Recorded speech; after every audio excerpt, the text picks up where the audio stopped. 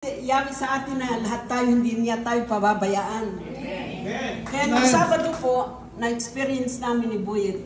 Yung Sabado, ay hindi, basta ang August 27 po.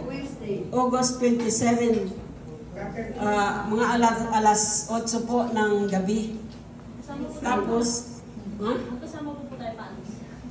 Tapos, nung umuwi na kami, pauwi na kami, papuntang ganyan sa Lynn Heaven. Slow ang traffic.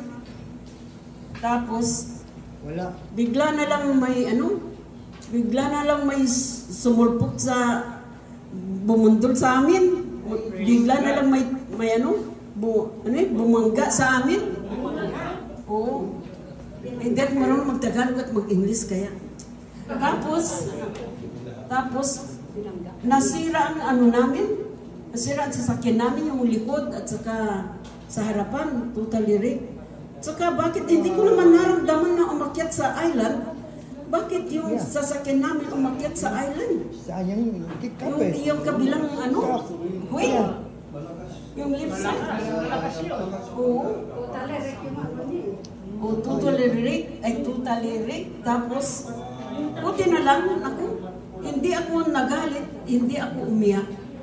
Pero nasyak ako dahil baka hindi makaalis ba? Tapos si Buyet, ako, dali-dali kong pinalabas.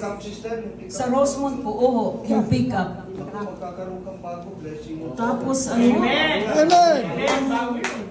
pinapasalamat ko, hindi kami namatay. Binigyan pa kami ng buhay ni Yahweh. At Amen. Wala kaming fracture. Tinakbo nila kami ng emergency sa sa General, sa Virginia Beach General. Ayun. Tapos, buti na lang. Pero na-late ang reaction ko. Nung bandang alas 3 kanina, saka ako umiyak. Kasi, ang inayakan ko, yung hindi ko kayang bumili ng sasakyan, tig 60,000 na yung sasakyan eh. Ayaw ko nang malukan. Salamat sa Diyos, number one, hindi kami nabalian at buhay pa kami. Natakot ako, baka magbiglas, sumabog eh.